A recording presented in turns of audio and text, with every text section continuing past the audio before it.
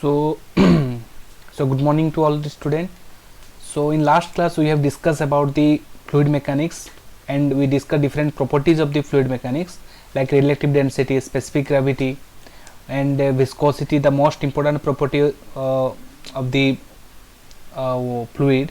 We discuss the viscosity, and we discuss about the variation of nonlinear velocity profile, linear velocity profile, and we discuss about the Newton's law of viscosity, and we discuss about the different units of viscosity, like this CGS unit is called as poise.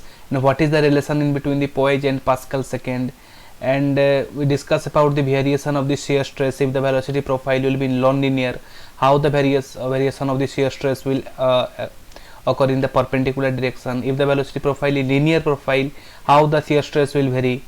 Then we discuss about the effect of temperature and pressure on viscosity, but pressure part we have not discussed, but the effect of temperature on viscosity of the fluid we have discussed separately. The effect of temperature on liquid and the effect of temperature on gases we have discussed. So in today class we are going to look into the effect of this pressure on the viscosity of the fluid. So this is today we are going to discuss about effect of pressure on viscosity of the fluid. So if the pressure will be low and moderate, then the viscosity will not be changed with respect to the pressure. So first point, if the magnitude of the pressure, if the pressure magnitude would be low and this is moderate, then the viscosity will not significantly change with respect to pressure. So viscosity is not a function of pressure. But if the pressure will be very high, pressure will be high, then in liquid the viscosity will not change significantly, but the viscosity of the gases will change significantly.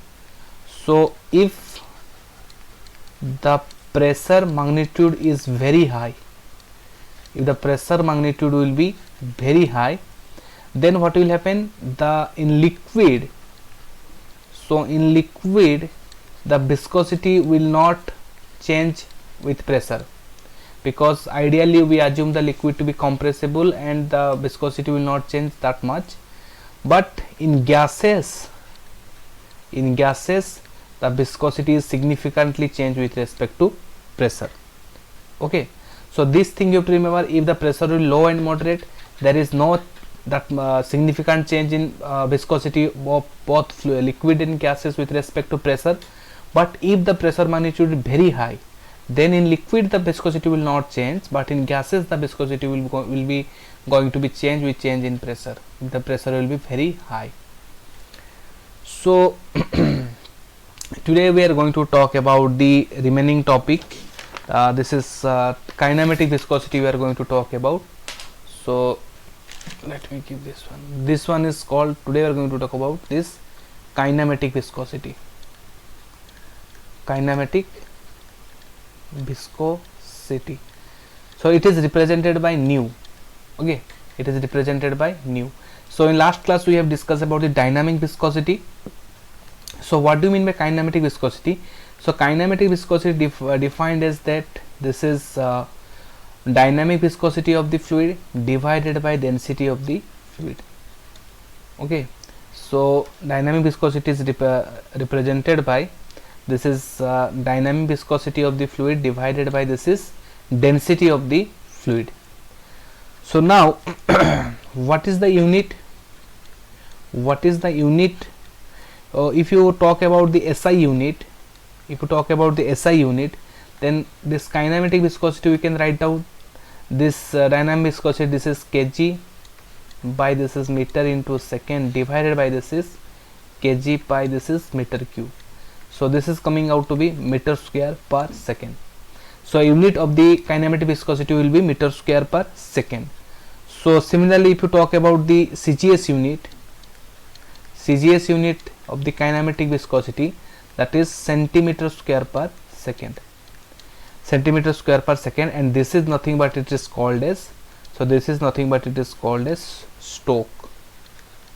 This is nothing but this is Stoke. So in dynamic viscosity, the CGS unit we are writing as POH, and here we are writing as Stoke. Now what do the fundamental dimension? If you write down, this is fundamental dimension. So fundamental dimension will be, this is L2 and this is T minus 1. In GATE most of the time they will ask the fundamental dimension. Now what is the, if you want to convert this CGS unit to the SI unit, now what is the formula? So you can write here, one stroke will be equal to, so one stroke will be equal, this is 1 centimeter square per second. So if you want to convert into meter square per second, this is 10 to the power minus 4 meter square per second. So you remember, this is one stroke will be equal to 10 to the power 4 meter square per second, and if you in dynamic viscosity if you 1 POH will be equal to 0.1 Pascal second. So whenever there the unit will be given in CGS unit, always convert this unit to SI unit, then solve the numerical. Now what is the effect of temperature on this kinematic viscosity? So what is the effect? So what is the effect of temperature on this kinematic viscosity? So whenever we will talk about the effect of temperature on kinematic viscosity or dynamic viscosity, so you always take this liquid and gases separately. So liquid and this one is called gases. So liquid, what will happen? This nu we can write, this is mu by this is rho. Now if the temperature increases, then what will happen? This density of the liquid is not change. Density of the liquid will not change significantly. So density will remain constant.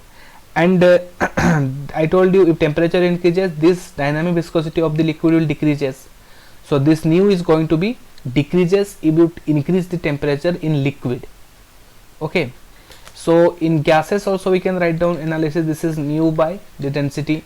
Now if you increase the temperature in the gases, so what will happen? The density is going to be change, the density will going to be decrease, and what will happen? This mu will be going to be increase.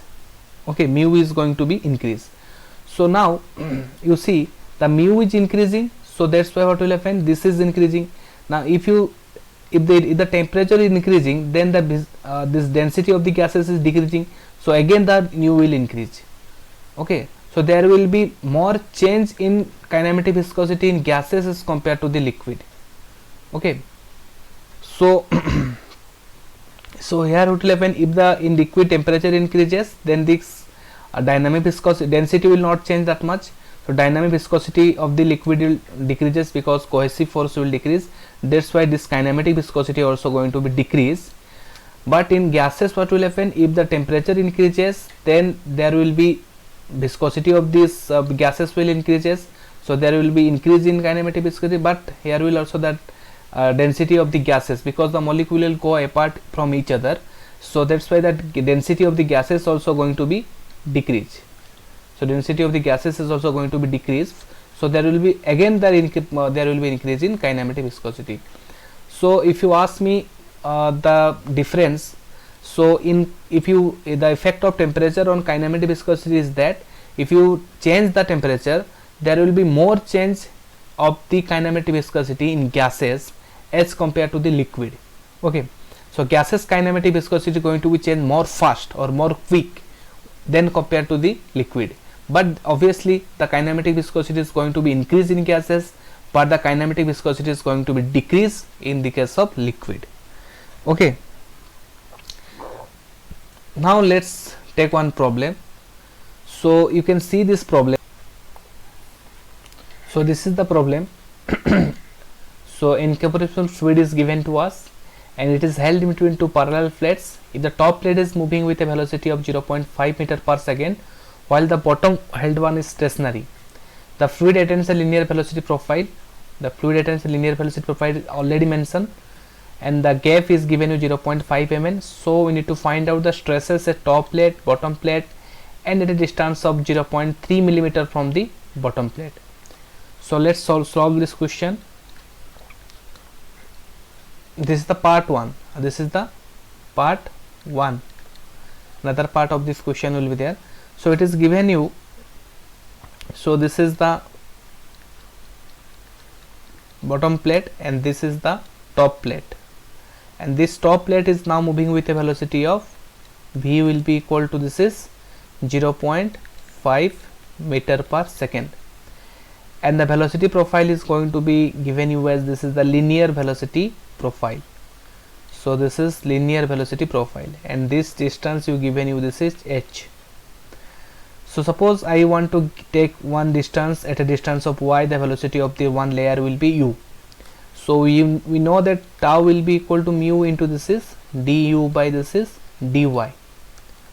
Okay, so now you use this triangle property. So this is the v at a distance of h, so this is v by h will be equal to u by, this is y. So if you find out u will be equal to this v by h into y. So what is du by dy? So du by dy will be equal to, this is v by h. So now you put this one, so tau will be equal to mu into, this is v divided by, this is h. So if the velocity profile will be going to be given you linear, then in the place of du by dy directly you put v by h and you solve the question. So now let's solve this one.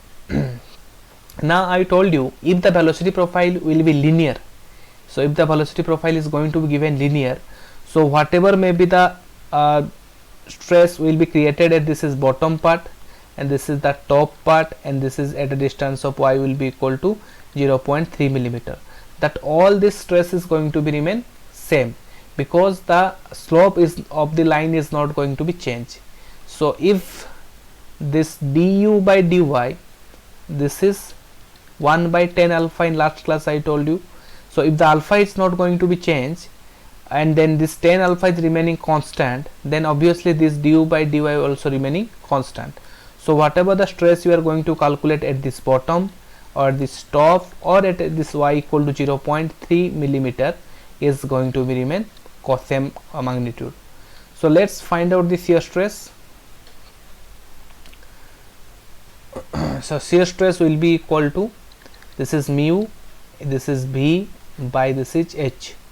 So already nu is given you, so we know that nu will be equal to mu by rho. So mu will be equal to, this is nu into, this is rho into, this is v divided by, this is h. So what is this? Nu is given you 7.4 into, this is 10 to the power minus 7, and specific gravity is given you, this is 0.88. So density we can find out, the specific gravity into density of the water, that is going to be 880 kg per meter cube. So this is 880, and velocity of the top plate is how much? That velocity is given you, this is 0.5 meter per second divided by the distance will be 0.5 mm. So this is 0.5 into density 10 to the power minus 3 meter. So this, if you calculate the shear stress, that is going to given you 0.6521 Newton per meter square. So this is the shear stress at top, or at, if we calculate at bottom. So if you want to calculate the shear stress as top, that is will be remain shear stress as bottom will be equal to shear stress at y equal to 0.3 mm is going to be 0.6521 Newton per meter square. So the shear stress is not going to be changed if the velocity profile will be given you as linear. Okay, as long as the velocity profile is linear, so this stress will be remain constant throughout the depth, throughout this profile, velocity profile. Now let's take the second part. So here obviously now this answer will also will be solved, because shear stress top and bottom will be remain same, though this ratio is going to be constant. This ratio is going to be 1. So this is 1. Okay, now this is solved. So now we have solved this one, this one, this one, and also will solve this one. Now wall shear stress, obviously I told you that is also going to be 0.6521 Newton per meter square, because it is velocity profile is linear. Now we need to find out what is the power required to overcome the friction on the top plate. This is this is the top plate. So So this is the top plate and this is the bottom plate, which is now in fixed stationary condition, and this is moving with a velocity of u is v is given you, capital B, 0.5 meter per second. Now obviously if the plate is moving in this direction, so this is let positive x and this is my positive y direction, so obviously the resistance will be induced in this direction. This is the resistance, okay, shear resistance. If you see the top view like this, the plate will be look like to you, and this area is given you as, this area is given you, surface area is given you as 1 meter square. So obviously the resistance will be induced on the surface part, because the plate is contact with this fluid, here liquid will be there, and this distance is given you as, this is 0.5 mm. Now what is the asking? It is asking what is power. So power, we know that the power required to overcome, or the power is will be lost in this when the friction will be induced, or the power required to move this plate. Okay, this is the power will be equal to that force, whatever the force will be induced will be equal to the velocity of the plate. Or we can say this is the power resistance, because the friction resistance you are calculating. So if power required will be just will be greater than this power required to remove the resistance. Okay, so if you calculate this one, so we can calculate the power required, because this is almost equal, just greater than. So what is the power lost, or power lost in the resistance? The frictional resistance, we know this will be shear stress into the surface area into the velocity of the plate. So shear stress already we calculated. So shear stress, how much you calculate? 0.65 to 1. So this is 0.6512, sorry, that is 12. So this is 12. So this is 0 1 2. So this is 12. So 0.6512 into this is 1 meter square into velocity of the top plate 0.5 meter per second. So this is Newton per meter square, and this is meter per second, and this is meter, sorry, this is meter and this is meter square. Okay, this is Newton per meter square. It is, I think, not visible to you, na? So let me write again. Okay, so this is, I think my photo will be there, so it is not visible to you. So let me write again.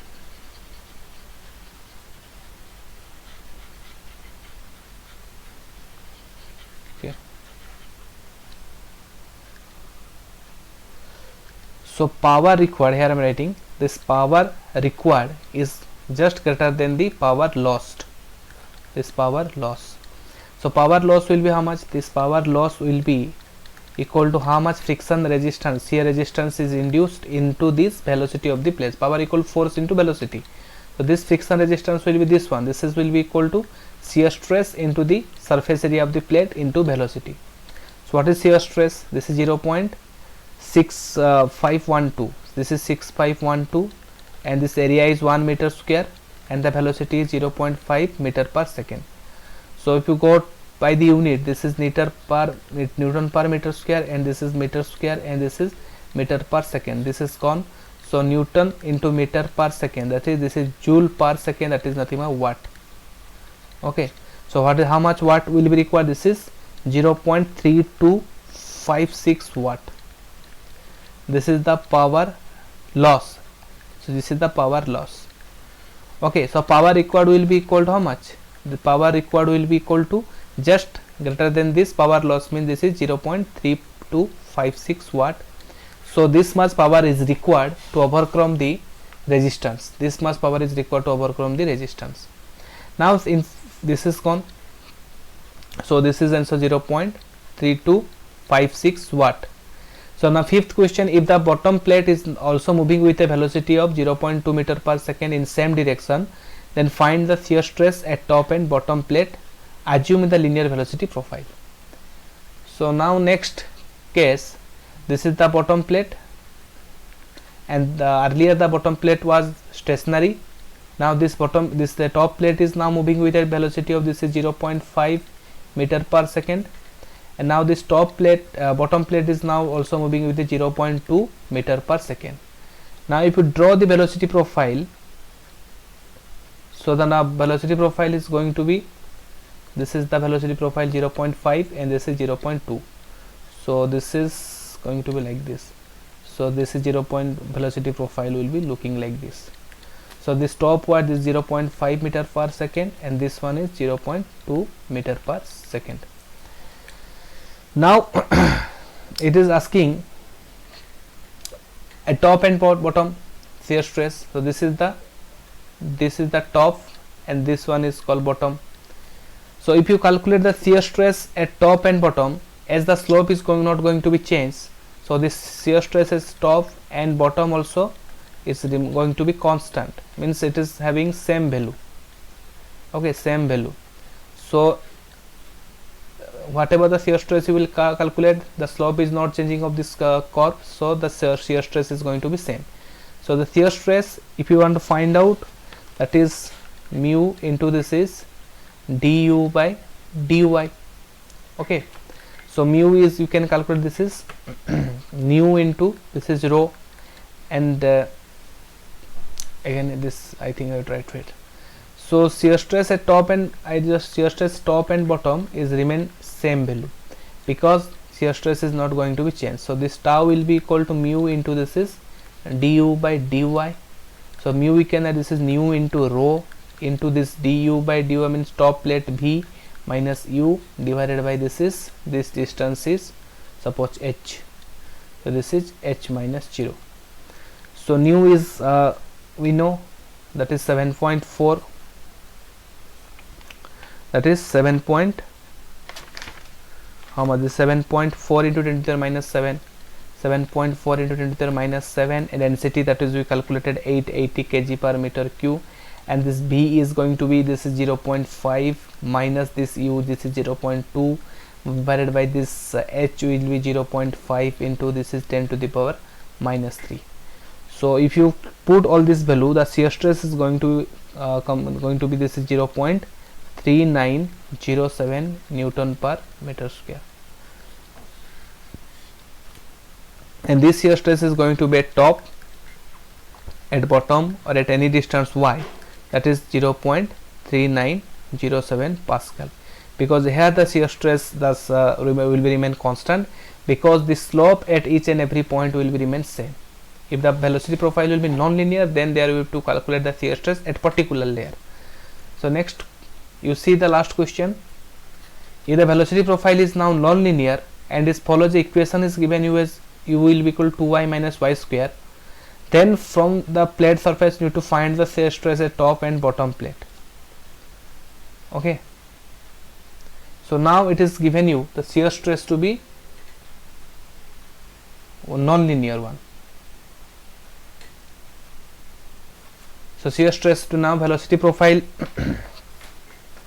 the top bottom plate is now in stationary condition, but the top plate is now, this is the top plate, it is moving with a velocity of 0.5 meter per second, but here the velocity profile is not now going to be constant, this is a non-linear one, and this equation of this curve is given you as this is y will be equal to this is 2y minus y square. So at bottom plate, if you want to find out, okay, so the bottom plate, if you need to find out, it is asking to shear stress, we need to find out at top and bottom. So if you want to find out shear stress at top, then mu into this is du by dy, and this y will be equal to this is 0 point, because this distance is going to be 0.5 mm. So this distance will be 0.5 mm. If you want to find out shear stress as bottom, then it is mu into this is du by dy, and here y will be equal to 0. So always keep in mind, remember one point that always y is to be measured from this bottom part. This bottom is always take as reference, and y always measure from bottom. Although if you want, if in problem it is asked to find out the shear stress at a distance 0.3 from the top, so you need to find out the 0.2 from the bottom. Okay, so always you measure this y distance from this bottom plate. So mu into dy dy, this is y equal to 0 at bottom. So let's me first find out that bottom part. So mu we know that is nu into rho, that you can find out, and du by dy, y will be how much? This is 2u, this is 2y minus y square. So the du by dy will be going to, this is 2 minus 2y. So now you can put this is du by dy at y equal to 0, that is coming out to be 2 meter per second. So now you put everything, then shear stress at bottom will going to be, because nu you can put, that is 7 point, nu and the rho value is given to you, this is 7.4 into this is 10 to the power minus 7, and this is 880 into this is 2. If you put, then this is coming out to be at bottom 1.30 into 10 to the power minus 3 Pascal. So the shear stress at bottom. Now if you find out the shear stress at top, like mu into this is du by dy, and here y will be equal to 0.5 mm.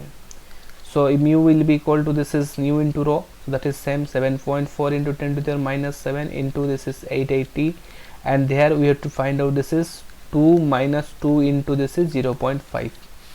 okay, 2 into 0.5. so here the shear stress at top is going to be coming out to be 1.65 into 10 to the power minus 4 Pascal, this shear stress. Now you can compare this two value, because as you see the slope is going to be increased in if you move from this bottom to top. So this du by dy, we are writing this is 1 by 10 alpha, so this alpha is going to be increased. So this du by dy is going to decrease if you moving from the bottom to this top. So as the du by dy increases, the shear stress also going to be decrease. So you can see the top, the shear stress is going to be less as compared to the shear stress as bottom, if the velocity profile will be linear. So shear stress as top is going to be less than shear stress as bottom, okay, because the velocity profile is non-linear, and if it is linear, obviously it will remain constant. So this is all about this today class. So I hope you enjoy the class. So please like and share. Thank you all.